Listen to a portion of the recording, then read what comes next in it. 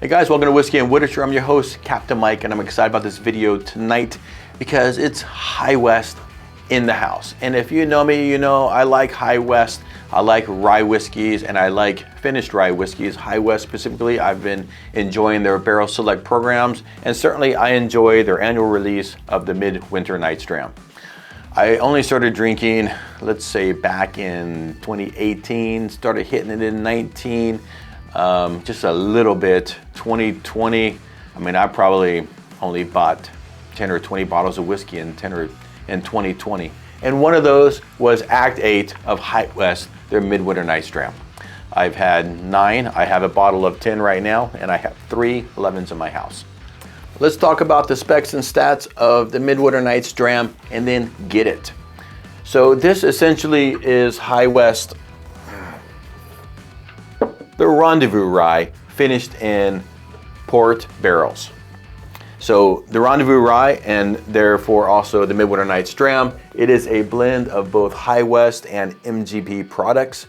Look at my stats here. It's 95, the MGP portion is 95% rye, 5% malted barley. The High West is 80% rye, 20% malted barley. And we don't know what the proportion of High West to MGP is in the bottles and the blending.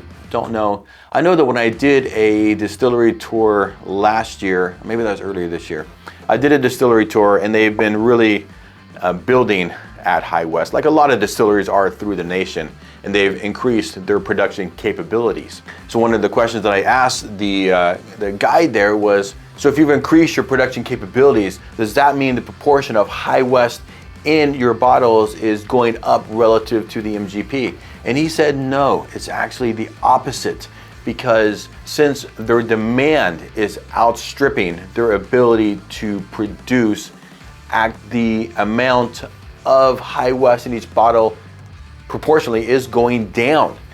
You know, and I'm a little sad about that. I don't have any problem drinking MGP.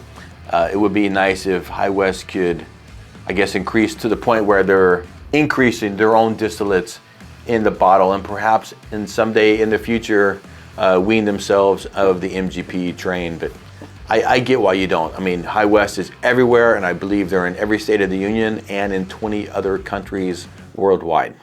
Okay, age, undisclosed. Not rumor is it is 4 to 7 years old, at least the MGP portion. Beyond that, we really don't know the age of the whiskey in the bottle. It's bottled at 98.6 proof, which, as I was thinking the other day, I realized that is exactly the temperature of me and you, which I find to be a pretty good proof. That is almost 100, obviously, and it is above what most of the High West products are, and I find that to be really, really nice. I did pay $124.99 for each of the 3 bottles that I found in southern Utah a couple weeks ago, and that is MSRP. I keep seeing reports online that it's $150, but no, MSRP and on the website, $124.99. Okay, let's get it. High West.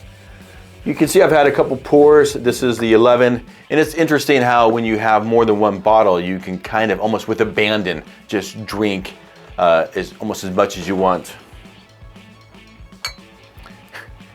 Here's my Act 10, which I've had for less than a year, but I've had it for a while. And you can see I am certainly going to finish this bottle well before I finish my Act 10.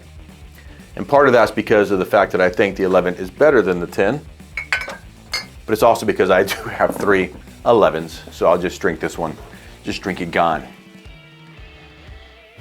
And we had a pour of these the past couple of nights. I feel like it's thick and spicy and sweet. There's a little bit of a chocolate on the nose. There's a pretty heavy port influence, I would say, on this iteration of Midwinter Night's Dram. Certainly more than last year's. It's just a little bit of a heat on the nose. Just like last night, I'm getting a little grassy note.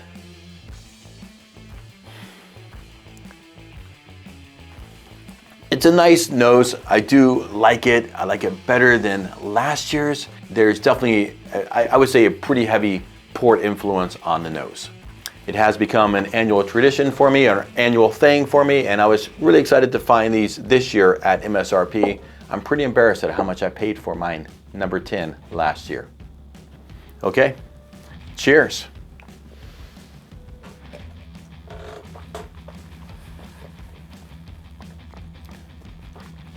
Wow. That's my first straight whiskey today. It's just bursting with fruit and with spice.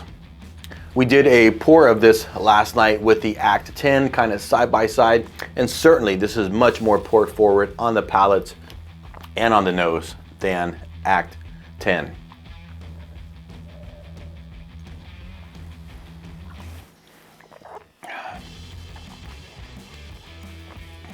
There's definitely some spice on there, but I don't think it's like a kind of like a really like a rye spice or a bacon spice. I would say more it's an influence of the oak spice, and it's not that old of a whiskey, but I believe it was aged in those port barrels, and I believe those are French, and so that gives it I believe it kind of more of a spicy character, which is why the Maker's Mark 46 is staved with French oaks. Again, it has some, it's just that port influence is, I feel like, so heavy this year. Some figs. I was thinking raisins initially, perhaps on the nose. On the palate, it's more of a fig. It's that sweet fruit and with some cherry influence on there. Again, that's part of the port. And I think this is a superior whiskey to last year's Midwinter Night's Dram. Depends on really what you like, and I'm digging this. In 2022, there were about 120,000 bottles of Midwinter Night's Dram produced. This year, it's over 180,000 bottles. So that's over a 50% increase. So if the Midwinter Night's Dram is on your list of bottles to get, then I think you should hold on this year. If you go to the store and you're seeing it there at crazy secondary prices, I mean, there's 50% more bottles this year. Perhaps more are going overseas as well, but I think it should be pretty available, assuming your area typically gets them. It should be available, and perhaps they're holding back some right now, the suppliers, to create artificial demand and prices, though I haven't seen them anywhere in the Florida area where I'm at. I feel like everyone that I've seen on Facebook who's picked one up in the area has picked them up not in the area. So everyone from my area who's got one has either had one sent to them from a friend or has, like me, been somewhere else and brought it back to the Tampa Bay area. But if you can exercise patience and don't feed the beast, that secondary beast market, I think eventually they should be pretty available this year. So just my thoughts anyway. So as I've been just kind of talking, I feel, you know, the aftertaste, the finish, you know, it leaves like a syrupy, fruity sweetness, cherry flavor in my mouth. I can just feel it kind of coating a little bit around there. It's not really a long, lingering, warming finish. Just in my mouth, I can just still taste the aftertaste of, some cherries and that port influence. It's almost like a syrupy aftertaste, like a cherry syrup aftertaste, if that makes sense. So,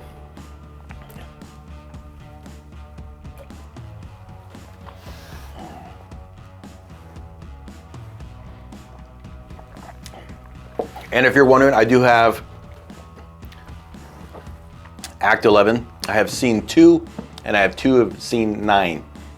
And I've read different reports online on what the scene refers to. I've read that it's a big batch, and then the scene refers to the bottling runs. I've also read that it refers to the batches. I'm not really sure if this scene is the batching, is scene 2 an actual different batch than scene 9. I haven't opened it. I've never had 2 different scenes of this same act of Midwinter Night's Dram. Have you? I mean, is there any difference? From what I've read, there's minimal, if any difference at all, between the scenes. I do think it's interesting. I'm just thinking about this now, though. I have Scene 9 and Scene 2. So if those are different batches or there's any difference, perhaps scene 2 to 9 would be a greater difference than say scene 2 to 3 or 8 to 9. Maybe before too long I'll pop open that scene 2 and see if I can note any difference between the two whiskeys. In the end, am I glad to have paid, or am I okay having paid $125 for each for 3 bottles of Midwinter Night's Dram? And honestly, I am. Again, I'm a big fan of Rye West and their finished products. The question is, should you buy a bottle of this if you find it? If you're at MSRP, then I have no problem picking this up. If you're a fan of Rye West or again, finished whiskeys, perhaps you're going to get it. There are other distilleries that have port finished ryes. Sagamore, Whistlepig, Milliman Green, Noble Oak, they all have port finished rye whiskeys. Now the Whistlepig, it is port, Madeira, and Sauterne finish. It's not just port, and that runs $119 for that 12-year Whistlepig, and I think that's a pretty damn good whiskey. I was actually talking to Mrs. Captain, and I think I'm going to get my Midwinter Night's Dram here, that Whistlepig. I'm gonna go buy the Noble Oak. It seems pretty available, and it's more than half the cost, less than half the cost of the Midwinter Night's Dram, and I believe the Milliman Green is also available at my local Tone Wine and More. So I'm gonna go pick those up and maybe do a 4-way blind between these 4 whiskeys. And I know the old-timey whiskey nerd dudes, they complain about 16-year Barton, blah, blah, blah. And I get that, and it's all gone. So, and I never experienced it. So I don't feel that loss and remorse. Maybe, perhaps I do, that I haven't had the availability to try that whiskey. Though I do know they have quite a few of the acts at the distillery. Not the saloon in Park City, but at the distillery in Wanship, Utah. They do have quite a few of the older Midwinter Night's Drams, and I bet you would be able to pick up, at least you'd be able to taste at a tasting one of those earlier Midwinter Night's Drams. And that would be really, really interesting to go do one of the really early ones with the latest one. And I do understand that makes a difference, and guys poo-poo the value of today's with the younger MGP versus the Barton, and I understand all that. And all whiskey has pretty much gone up in prices recently, but I'm happy with my purchase, and I think if you pick this bottle up, you'd be happy too. All right, my guys, that's my thoughts on the Rye West Midwinter Night's Dram. If you enjoyed the video, like it, subscribe to see more of my content. I do both book and whiskey reviews, and links to those are in my channel. So for now, I hope you're reading something good and drinking something great. Turn the pages, my friends, and stay thirsty. Cheers.